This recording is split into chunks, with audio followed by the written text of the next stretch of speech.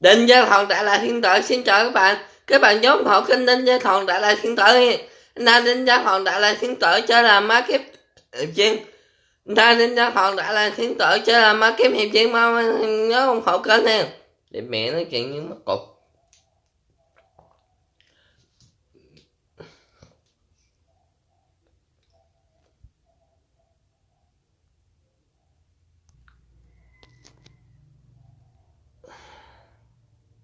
Đinh Gia Thòn Đại La Thiên Tử chơi là má kiếp hiệp chuyên, mong anh em nhớ ủng hộ kênh nha.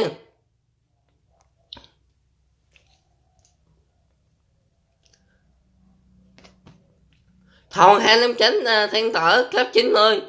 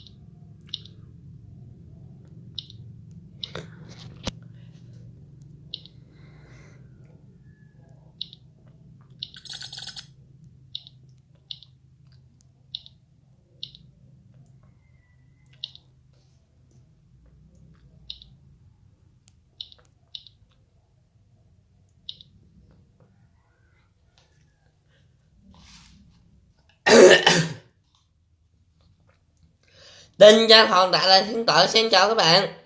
Bản quyền Đinh Gia Thòn Đại La Thiên Tử, giới thiệu kênh Đinh Gia Thòn Đại La Thiên Tử, giới khai sinh Đinh Gia Thòn Đại La Thiên Tử, là hiểu rõ mọi mệnh biết trước tương lai. Đinh Gia Thòn Đại La Thiên Tử bố mẹ đúng sơ 1000%. Bạn tên cái nào tên của mình Đinh Gia Thòn Đại La Thiên Tử đúng 20. Đinh Gia Thòn Đại La Thiên Tử thăng thiên thuận thiên, con trai lớn nhất của Ngọc Hoàng Ấn cho đầu Phù Hoàng. Đảng cao cao của vũ trụ thiên ngao của Nga Hà đáng sẽ đã biết kiếp vợ công các bạn vợ công ít nhất là thứ 30 của phương ấy sứ giả của tổ bá thiên thần. Tam ma thiên ma dương vị xe đăng. Lucifer sứ giả con hồn người chết, hãy bệnh luôn lần và thần chết con hồn người chết là hộ thông quân, hãy bệnh hộ thông quân nguồn hành tinh thế giới và chưa là thiên tử ra cái tổ đúng sơ 1000%. Đinh Gia Thòn Đại La Thiên Tử hết thiên thượng của mình, tôn giáo thiên đình, nam thiên môn, thiên chúa là đất chúa rồi, cao là chính mẹ người ta cũng là đúng sơ 1000%. Ai lên kênh của Đinh Gia Thòn Đại La Thiên Tử của tôi Đinh Gia Thọ Đại Thiên Tử, Đinh Gia Thọ Đại Thiên Tử nhớ là tiền kiếp với tôi. Tôi là Tôn Ngộ Không, tại tôi mơ thấy Diêm Dương nói tôi là Tôn Ngộ Không rồi. Mình hỏi sao Diêm Dương nói tôi là Tôn Ngộ Không vậy? Diêm Dương nói tại ngài có hữu hiệu của Tôn Ngộ Không. Bà thơ qua bà sơn thì động yêu vô tay vô ký. Diêm Dương nói đúng sơ một ngày phần lâm. Con ta đứng nhất con Ngộ Hoàng nói cho đầu Phương Hoàng.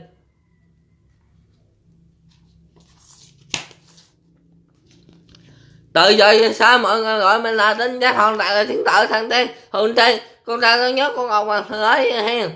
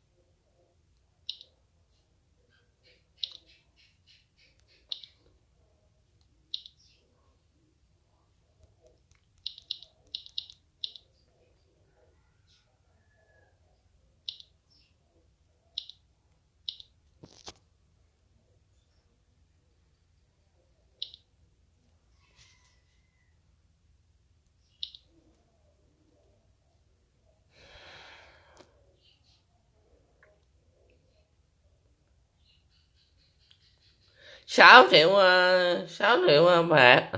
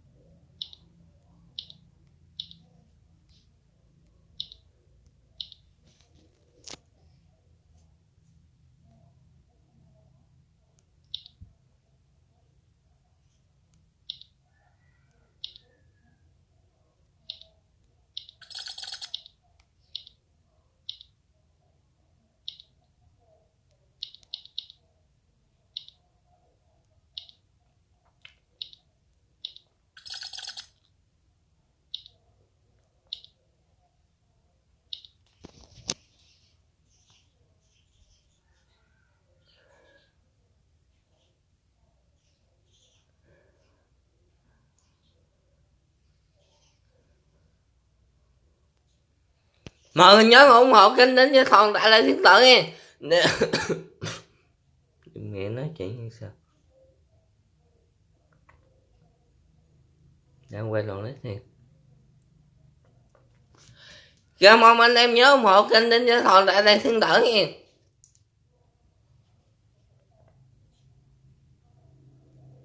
Mình ra cái gì cũng đúng á, mà không xem lỗ lấy tụi mình. Một anh em nhớ ủng hộ kênh Đinh Gia Thọ Đại Thiên Tử nha.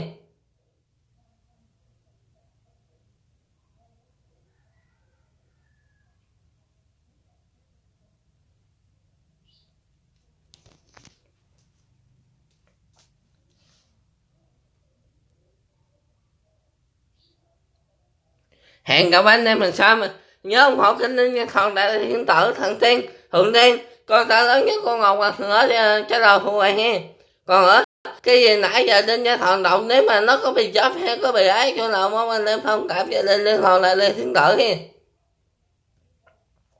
Cảm ơn anh em sẽ ủng hộ kênh Đinh Gia Thọ Đại Thiên Tử, Thần Tiên, Thượng Tiên, con ra lớn nhất con Ngọc Hoàng nữa cho đầu phụ hoàng nha. Rồi lại đến lần sau rồi mình làm Đinh Gia Thọ Đại Thiên Tử nha.